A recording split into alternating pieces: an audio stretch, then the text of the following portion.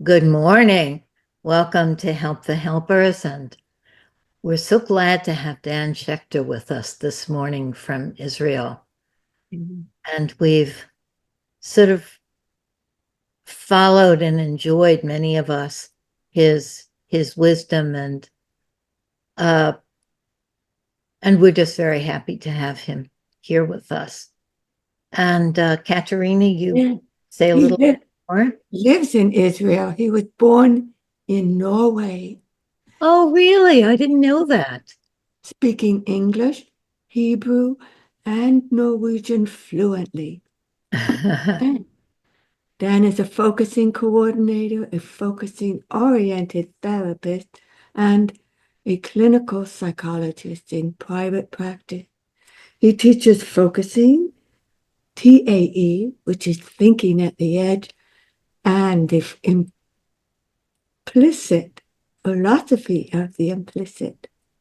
He is well known in the focusing community for many contributions, and we are very, very fortunate to have you here today. Thank you, Dan. Thank you for having me and for the invitation to meet with you again. So, anything else that needs to be said, or shall we just start? I think we can just start. Okay, let's do that. Obedience. Some word, huh? Yes, I want to have this article by Gendlin as our center today. I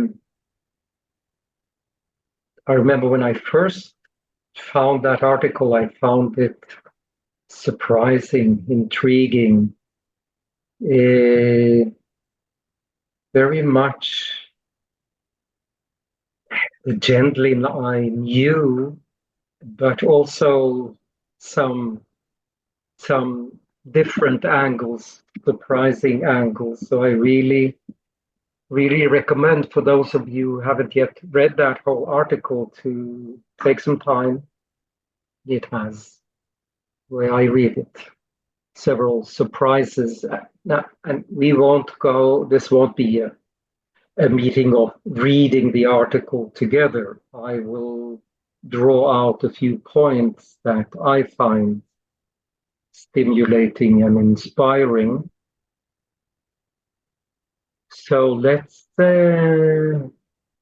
just dive into that. So it's an article where the central topic, the central word is obedience. In my reading, although I think I haven't really checked that, but I think he mentions this other word only once. But to me,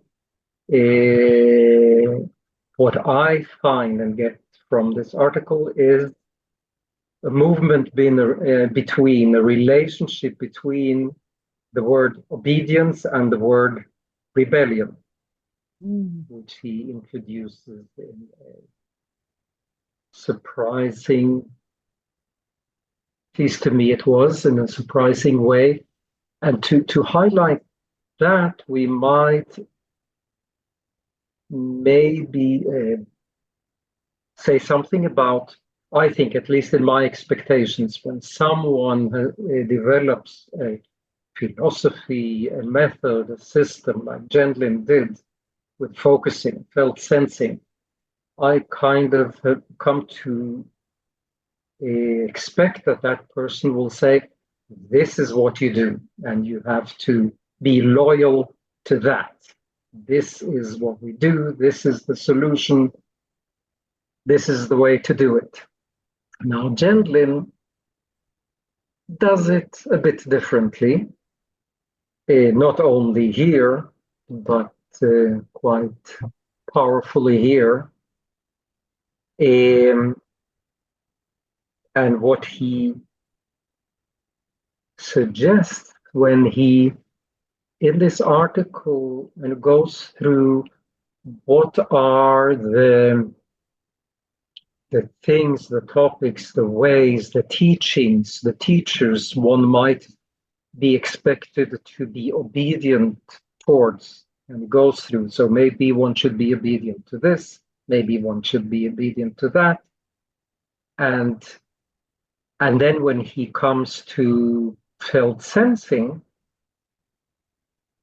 the expectation might be, this is what we need to be obedient to. So always, so things like, always listen to your inner voice, full stop, right?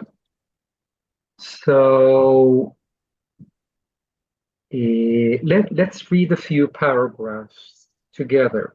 And my suggestion, my invitation is to you is to listen to the words and to think, be interested, curious towards what you're understanding, but also attend in a wider way.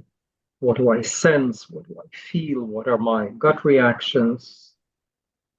To all the reactions we might have that we could call, with Gendlin's help, not only logical, but more than logical, to listen, be interested, and to give room for what doesn't make sense in the logical way, but somehow is part of our reaction. Okay, so I will share the screen. Okay, is this now on your screen? What starts Yes, with yes. you are not? Yeah. So this is from this article, the obedience principle. The obedience pattern. So I will just read these few paragraphs. And intentionally, I kind of read it out of context. So just take these words as they come to you right now. So this is Gendlin saying, you are not me. You may have this experience I lack. In this or other ways, what I write from my experience is bound to fall short of yours. In beginning this way, I'm not just opening what I will say to your critical judgment.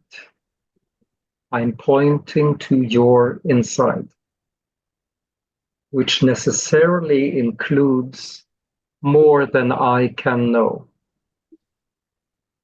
Notice one can point at what one doesn't know in another person, and that in you, which is always more than I can know, needs to be involved here. That needs to check what I say. This might remind, I'll just say, the ones of you that knows Gendlin's instructions for how not to follow instructions. Same atmosphere. Listen to me, but listen more to yourself and your reactions. That in you is also not fixed, not a question only of what experiences you have had. Inwardly arising steps that come there can exceed whatever you and I know or have experienced so far. So this sentence I would like today to take as an invitation that maybe we can touch a little bit something that might surprise ourselves, something that might be more than what we already know or already have known up until now. So I'm not appealing only to your critical thinking or your feelings, rather inside you there is that to which you also must point, because it is always more than you can fully know. It comes in little steps of inward opening and change. One may miss these little steps, They may be very small, and that place in us feels murky. We can easily fail to honor it above our sophisticated thoughts and our more definite feelings. In this article, I'm going to say that our obedience must be to that inward murky feeling. So first he says this may be more expected thing, our obedience must be to that. But then he goes on and he says, and even so, not passively to whatever comes, but only in a certain rather rebellious dialogue and over a series of steps, and then not always. I'll read that again. Our obedience must be to that, and even so, not passively to whatever comes, but only in a certain rather rebellious dialogue and over a series of steps, and then not always.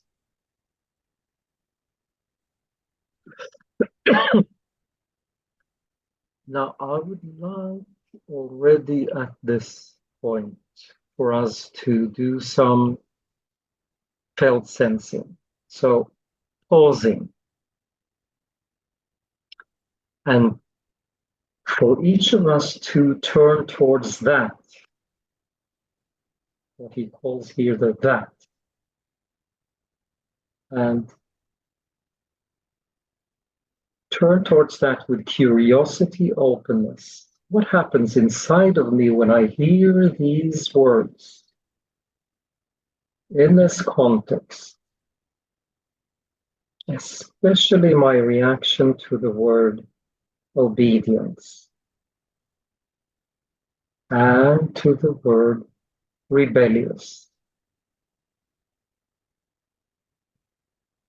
And we'll take some time. This is a shift.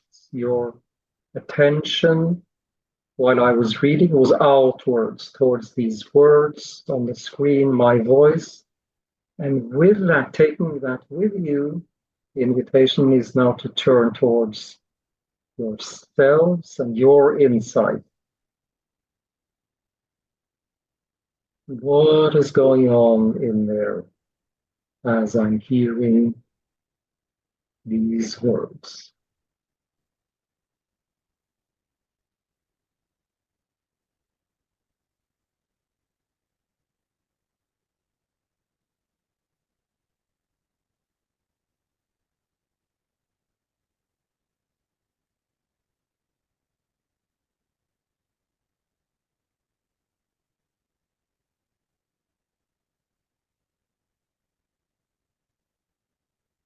Thank you. And it's also in the chat for those who like to click and see it a bit bigger.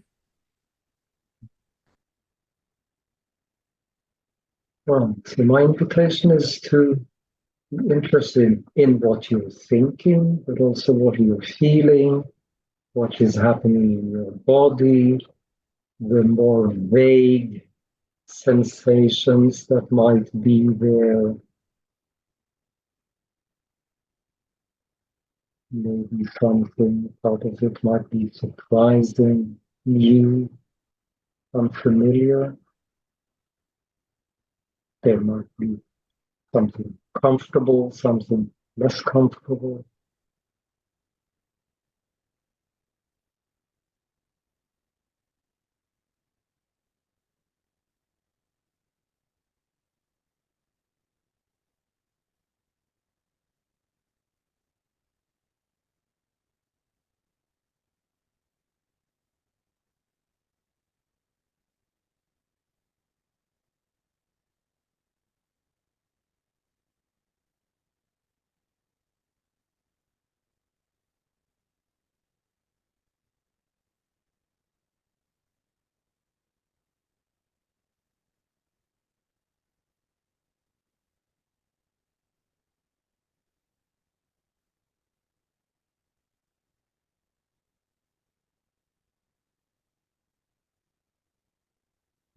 Hmm. I might be interfering with your process right now, but let's see if anyone would like to share something that has come to their attention, what is coming up. Maybe we can take the words out from between us, so there's nothing between.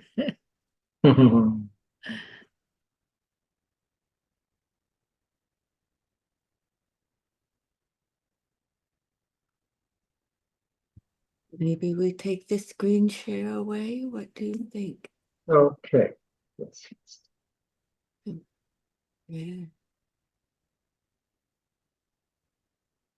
And really anything is welcome.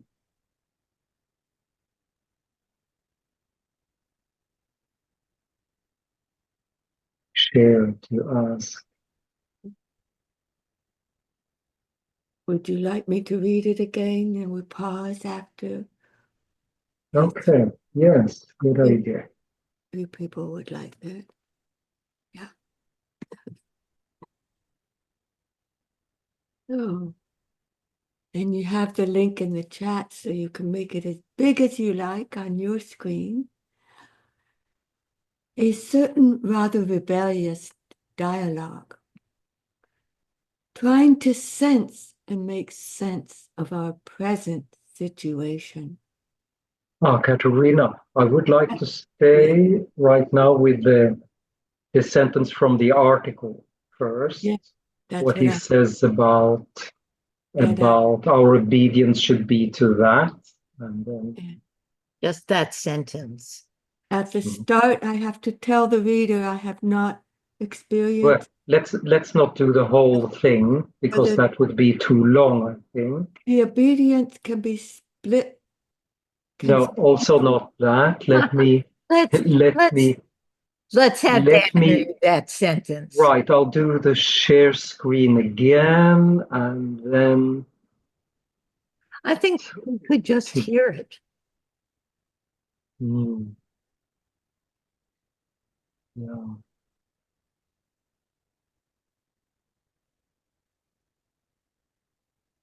Okay, so the stress here is on the word. I suggest the stress be here on your reactions to the word rebellious, mostly. It's just a suggestion. When he says, our obedience must be to that sense inside, that sense, right? And even so, not passively to whatever comes, but only in a certain rather rebellious dialogue and over a series of steps, and then not always. If you feel that you need some like a more of a focus here, another suggestion would be to stay with the word rebellious. How does that word echo for you right now? Rebellious. For me, it is a way of clearing a space for listening, rebelling against all the impediments and the thoughts and the flood of information, to come down into a center of really listening. So I'm rebelling constantly, and rebelling in a friendly way. So yes, there's this, there's that. However, leave me alone for now as I actually think.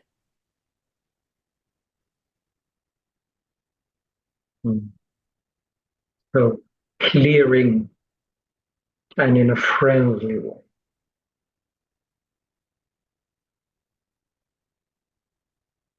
My first reaction is that I hate the word obedience. But then as you were reading it to us, Dan, I was remembering that word as a child in my church. They would talk about obedience to God's word. And I didn't like that also. But I then thought, but there is something, obedience to that. There is something that is a voice that needs to be followed.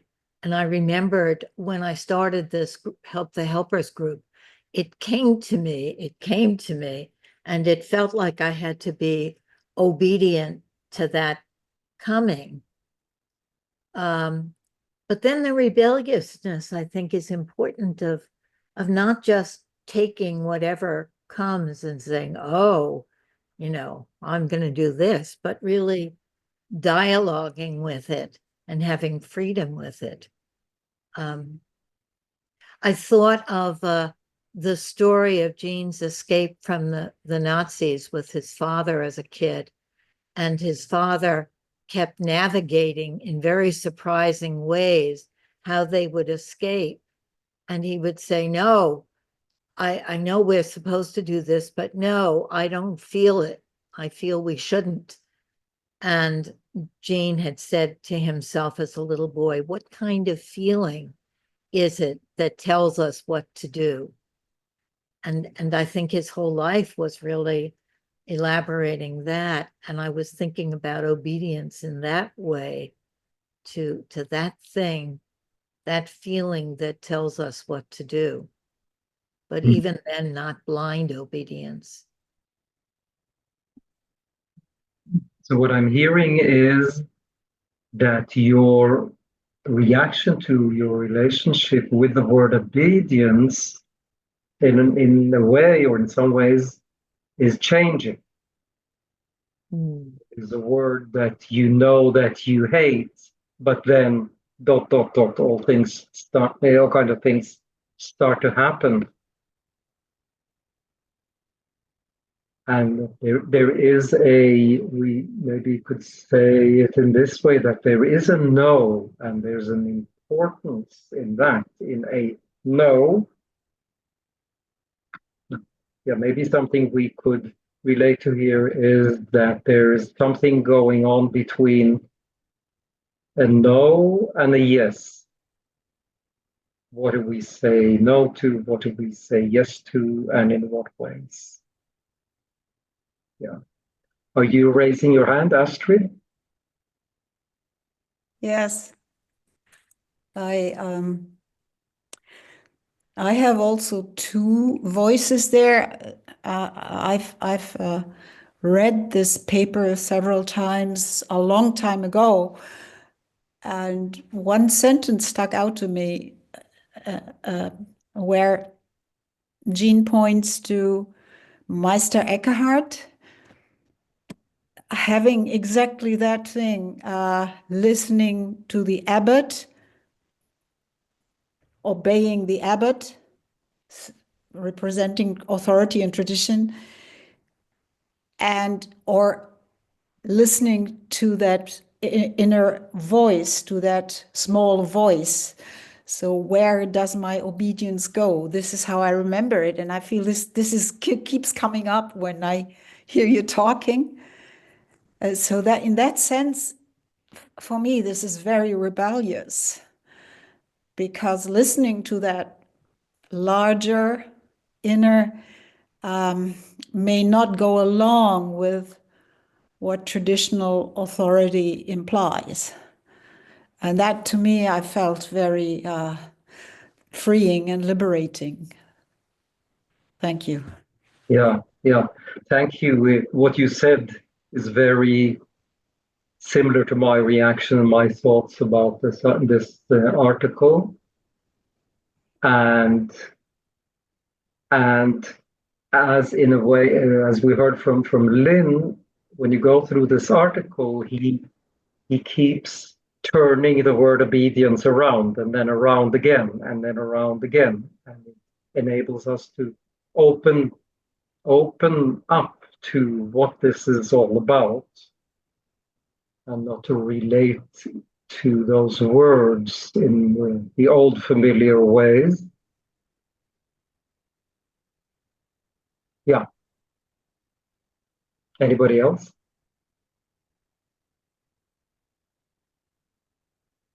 Judy? Yeah, done it. Wait a minute. Yeah, I mean, I absolutely love this article. I think it's one of the most inspiring things I've ever read. And the thing that it makes me think of, sort of like going back, is the Lord's Prayer with the line, "Thy will be done." And, because I don't know how, I mean, I'm sure you all know this, so the bit I don't like is the Our Father which art in heaven, which is sort of so external. But then always, always for me, there has been this little edge in Thy will be done. And this article seems to me to describe Thy will be done, but in a way that I can relate to. And it makes me, I love the use of the word rebellious, because it makes, in a way, it makes me want to to act, to fight against the external authority, the priest or whatever, but actually to listen to something um, which is more worthy of being listened to. That's the only way that I can say it. Mm-hmm. Mm. Yeah, I'd like to say a bit about my reaction to what you just said, mentioning the Lord's Prayer in this sentence, "Thy will be done," and it brings to me, yeah, that prayer is not part of my tradition. That is one, the Jewish tradition. But since I grew up in Norway, which is a Christian country, it was very present. So I have some kind of a relationship to that. And when I heard you saying right now, "Thy will be done," and what you said around it, again, there's this process of hearing something familiar in a new way that I don't really have words for right now, but the sense is that it's a different way. And then you said the word rebellious for you brings thoughts of acting, fighting against. Yeah.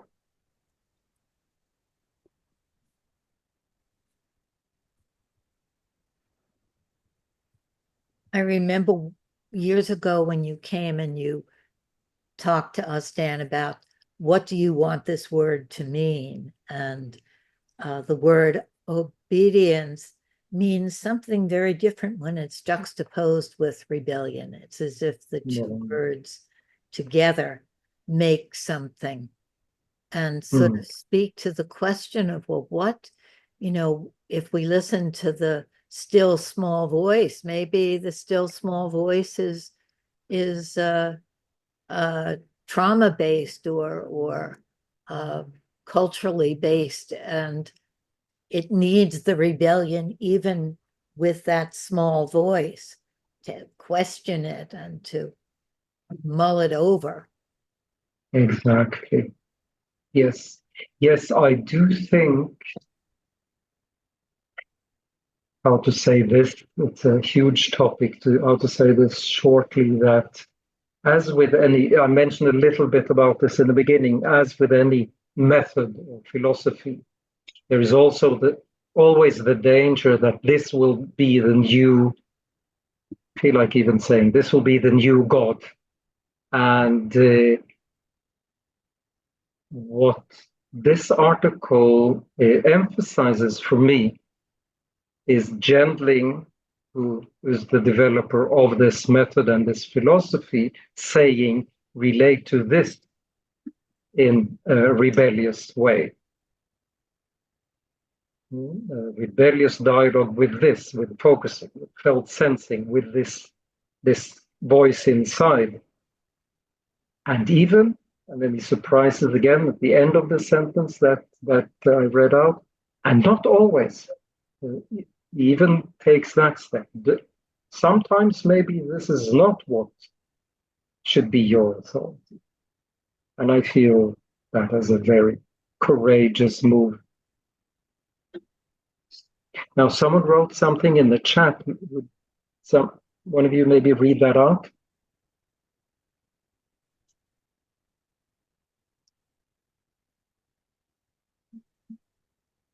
Lynn or Katarina or...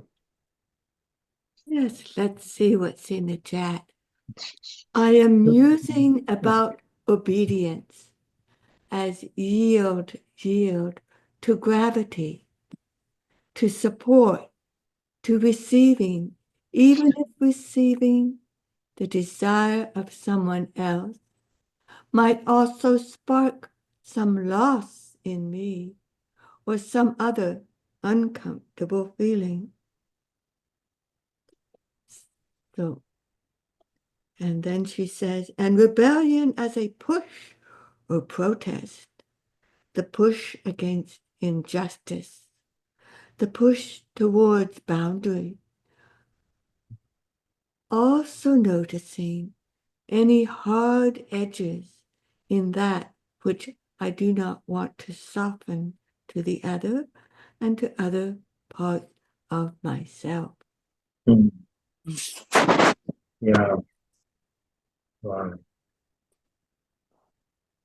Obedience as yield to gravity, to support, to receiving.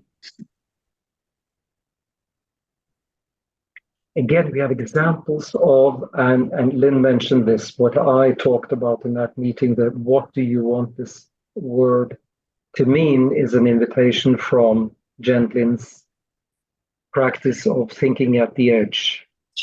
It's an invitation to let the words change, open, acquire new meanings as we go along, and meanings that relate to and are part of this situation, as opposed to having words as fixed entities that are written in a dictionary. I think BJ had her hand up. And I'd like to share as well, Beth. Mm-hmm. Yeah, right. So we'll hear from the two of you, and then I think we'll go to the next step. Yeah. Hi, Dan. Thank you so much for coming again to work with us.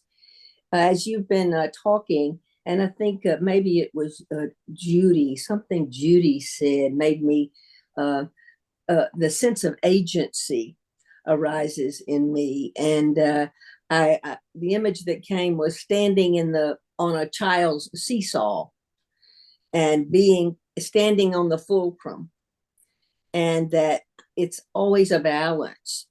That was my feeling, that I have agency with this, with both obedience, with both rebellion, and with that. It's my agency. Even the yielding is my agency.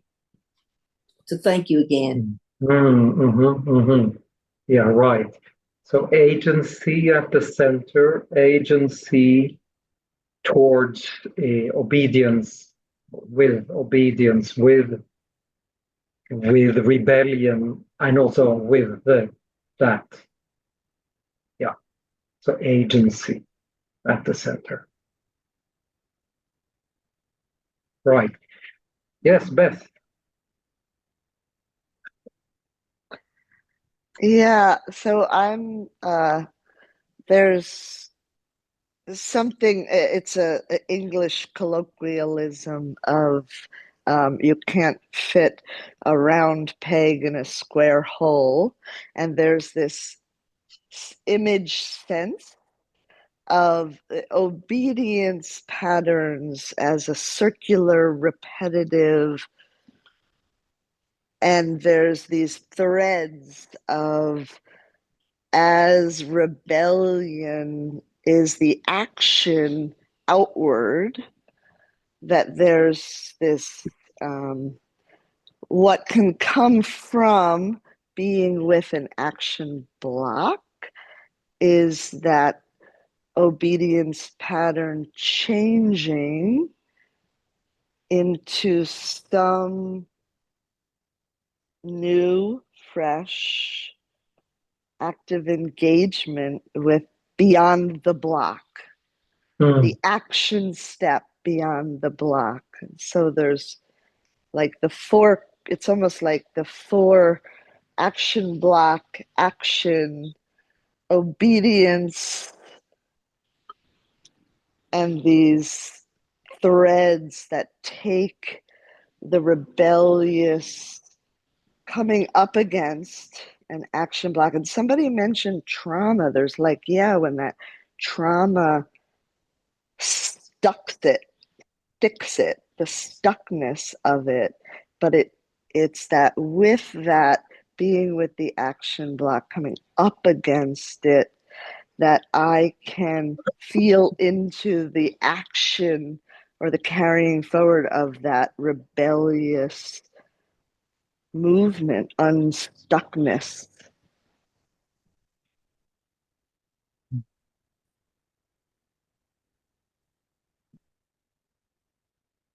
Right. So, yeah, what I would like, and again, this is now me interacting with you and not necessarily saying exactly describing your experience, but I would like to highlight what you said, those two words: active engagement.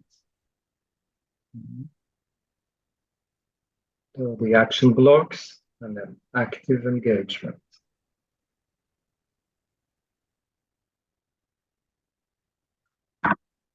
Right.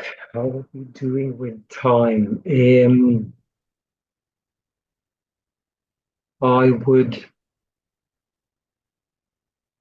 I'll tell you what my next suggestion is, and then we'll maybe decide. I think it would be best to do that in dyads or triads. We'll see. Because I would like to move on from here and on this basis and with all of this, and all of this being everything that has been said here, and for everyone, what your experience has been, to let's use again Gendlin's concept of crossing without going into too much detail here. I will right now describe it like this. The invitation is to take with you and hold. Oh, it's funny. My body did something here. I usually do like this when talking about holding something. And right now, you can see that what happened was that the holding became like this, holding like this. It's like a wider kind of holding. So my invitation for you is to take with you and to hold what has come for you and what is present for you from what we have been engaging with.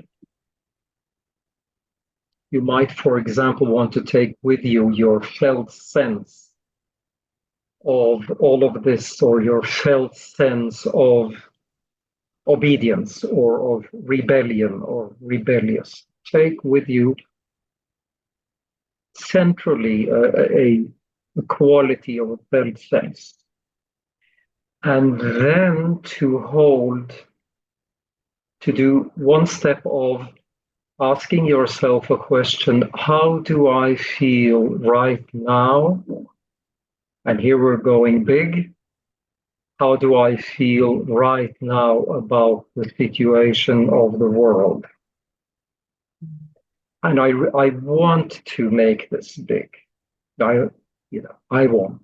But again, instructions for how not to follow instructions. But that's my wish, my invitation to be courageous and go into the big, and allow yourself to get a sense of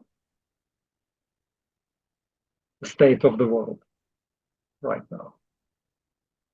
Like using invitations to yourself, like what comes to me, what is my felt sense, what happens in my body when I ask myself about the situation of the world right now.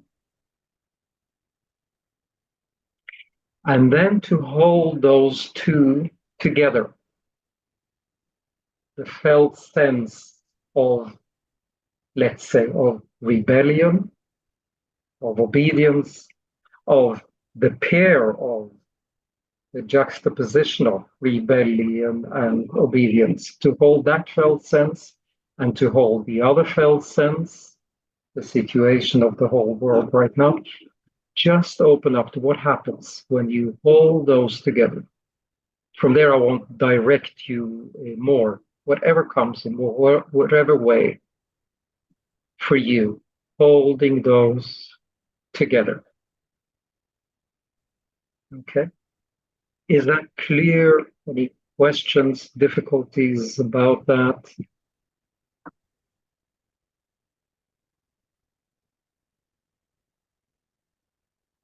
Okay, so why don't we go into breakup rooms for that? I think dyads. So whoever is in charge of that, if you could open the breakup rooms, and how long will we have for that? We could have 20 minutes. Is that good? Sure. What? That would be, we'll do And then we 15 or can 20. come back and talk. Let's do 20, and then we'll come back. 20 minutes. So whatever you got from my invitation, take it in an open way. The holding of those two felt senses. The second one we haven't done together until now, is what do I feel about the situation of the world? Okay, so I'll see you in 20 minutes.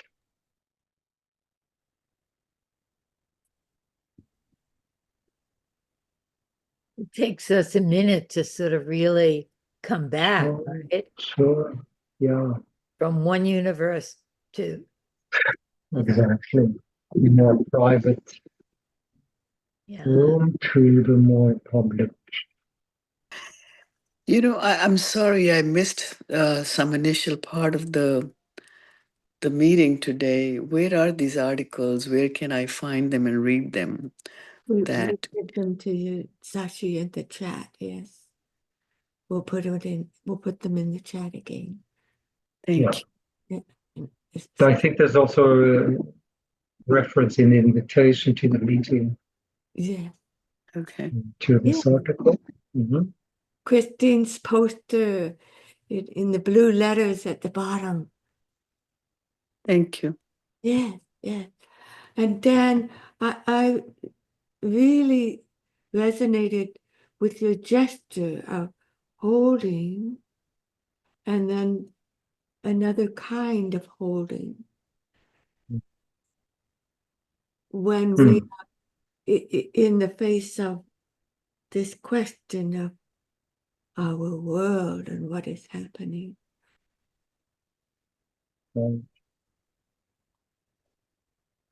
Yes, it really came spontaneously from my body, but then thinking about it after words, yes, it makes sense that it is related to this widening of our attention from the very intimate, personal, what we're so used to doing and focusing, to opening our attention to to the world Yeah. and what is happening. Mm. And yeah, not easy to hold that.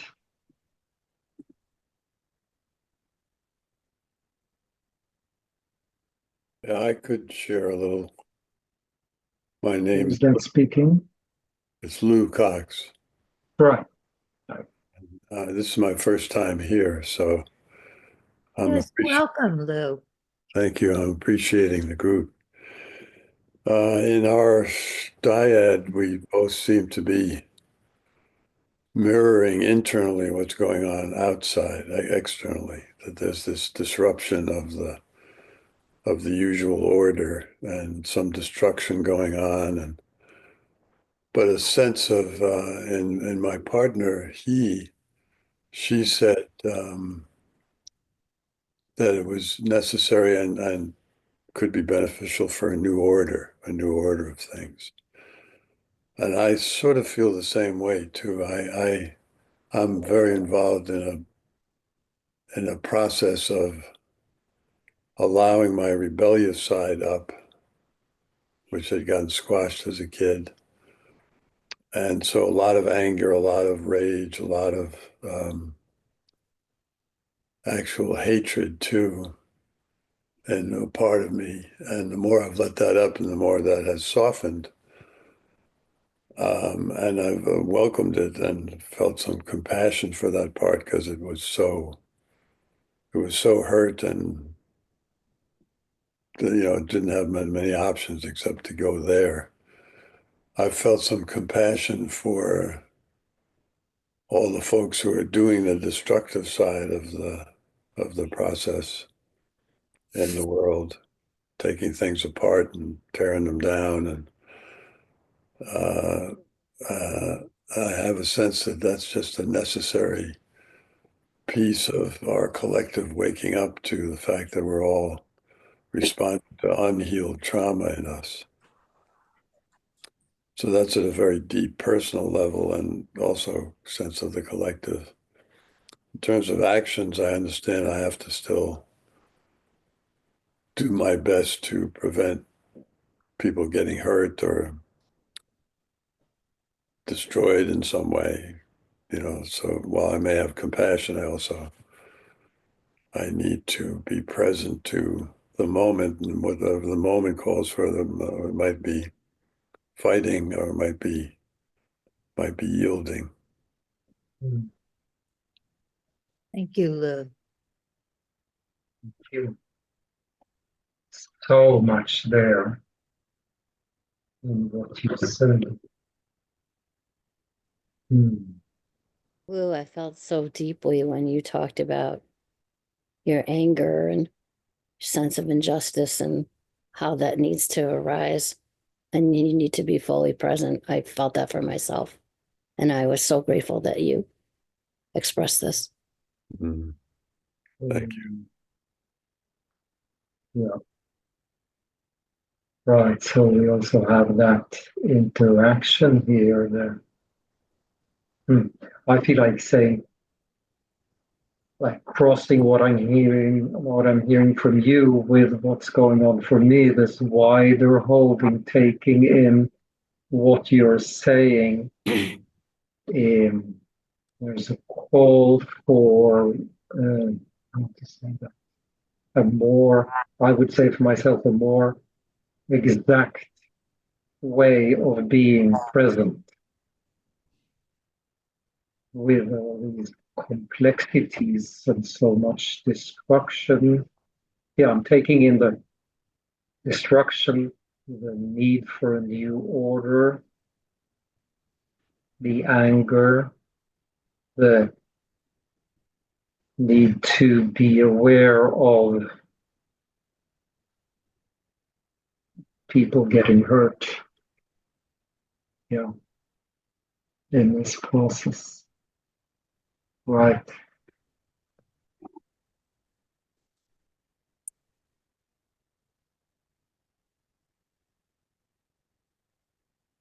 Thanks.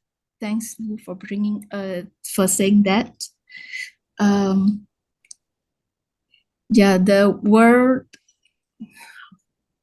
I think the topic today attracts. How to say? I'm a bit nervous.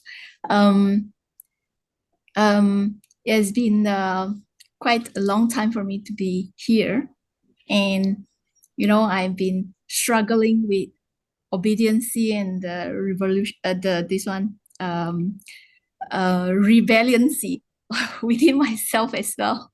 Okay, to come or not to come, and and there's always a fight in me, and it is revolutionary process in me, just like the world is my inner world is also like a process of churning. It's like breaking up something, breaking up all the old rules, new rules, so that new things can comes in and take place. So yeah.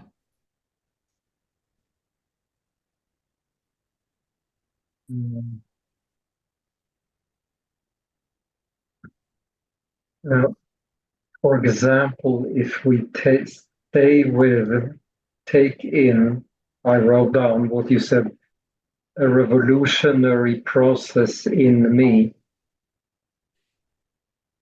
For me, that has in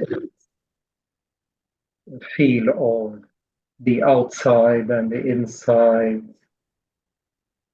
working together. We're used to, again, the way we use certain words, revolution is something happening out there to society. And it happens out there, and in here there's a revolutionary process going on so many levels. Yeah.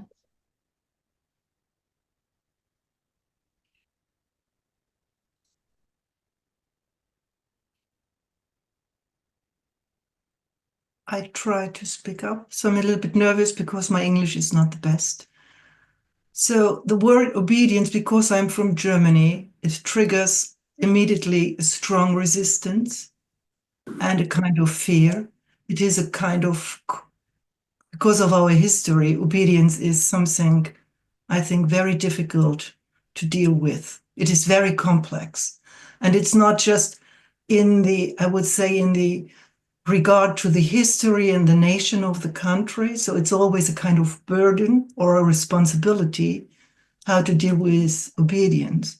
But it's also the emotional collective that I think, I don't know if it's typically for Germans, but there is often a kind of fear really to come and sense and feel what there is, their inner feelings, because there is a strong pressure to be obedient to rules, to behave in a good way.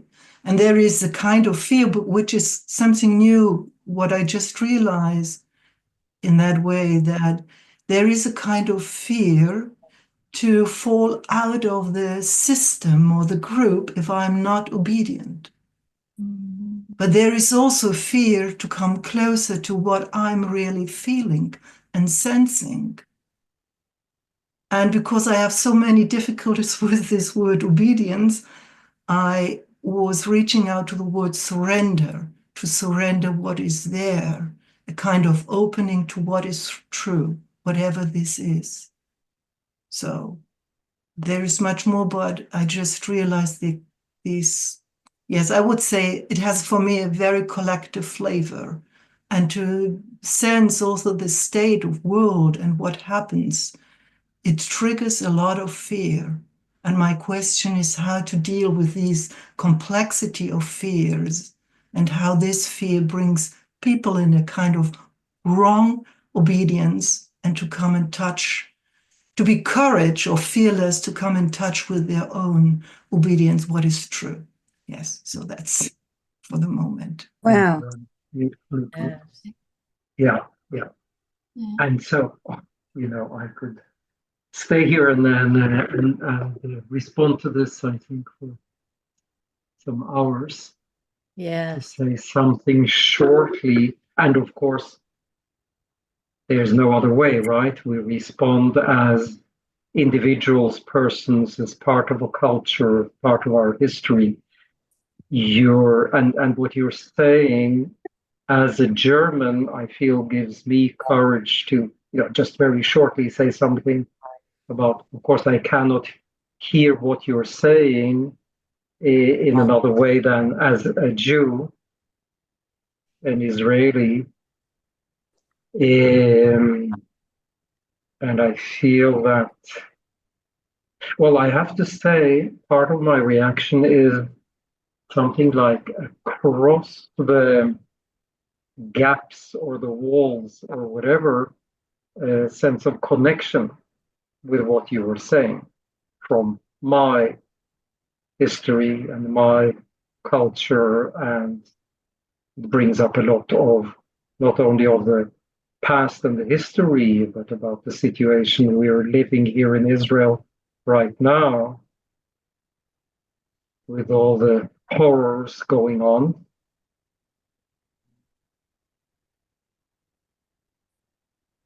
For Israelis, for the people in Gaza,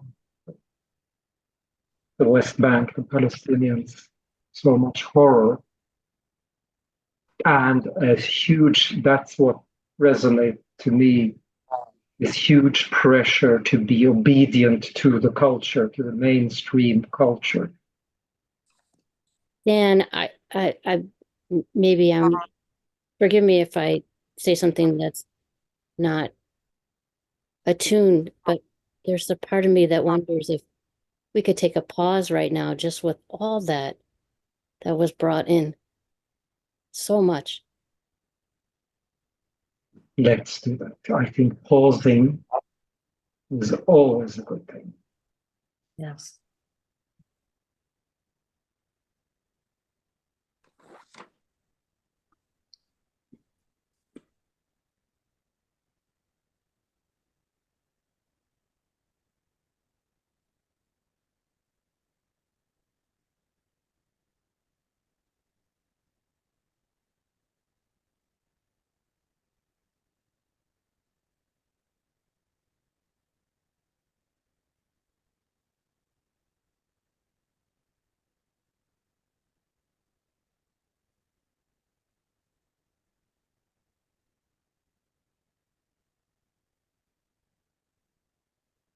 Yes, and I'm sensing that it's such a shame we don't have more time. We have like just a few more minutes, like 6-7 minutes.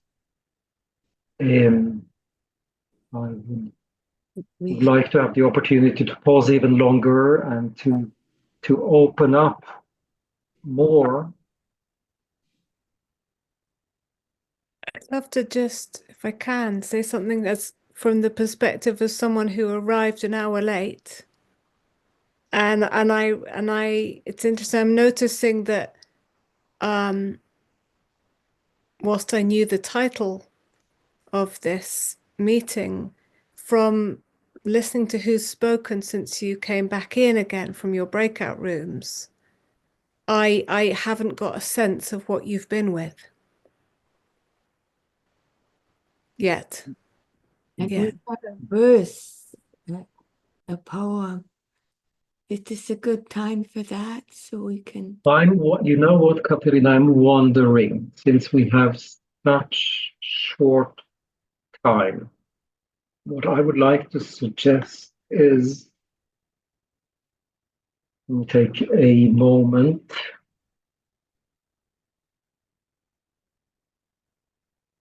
Yeah, I feel like saying, kind of playing those two words again. We've been in some sort of process around two central words, obedience and rebellion.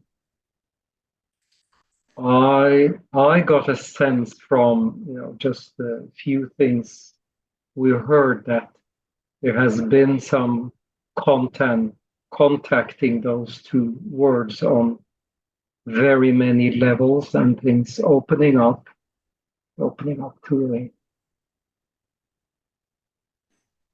complexity.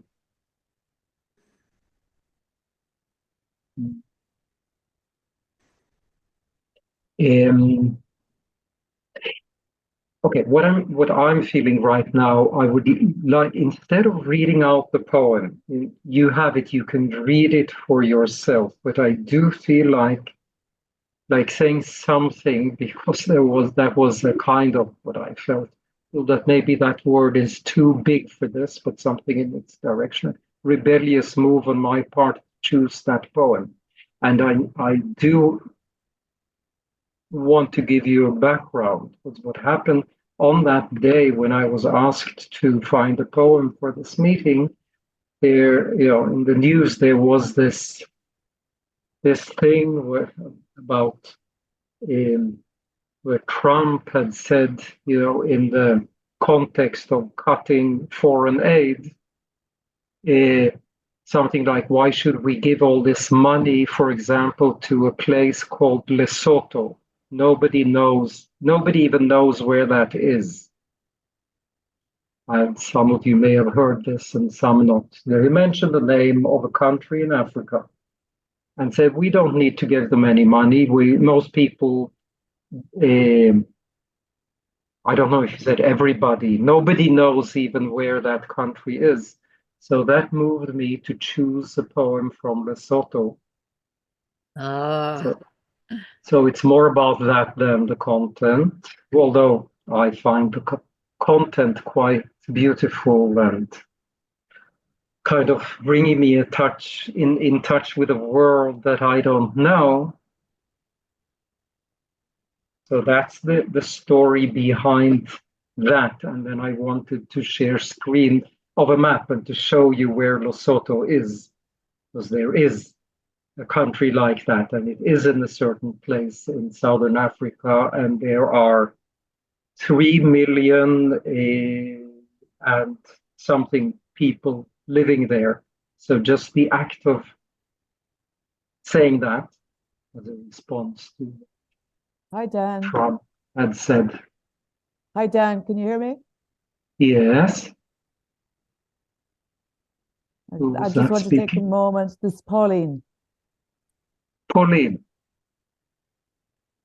I just want to I just want to sort of respond to the moment, in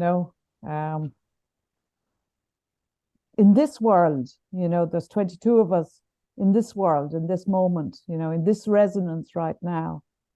And I just want to respond to Alexandra's fear and Lucy's sense of not knowing what we were talking about, Also, I want to say something about the exchange between you and Alexandra. It's like when we are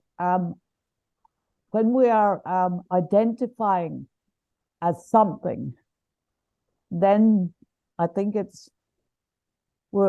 I think Gendlin's opening for us to be very present to that we're bound to fall short of the experience of each other.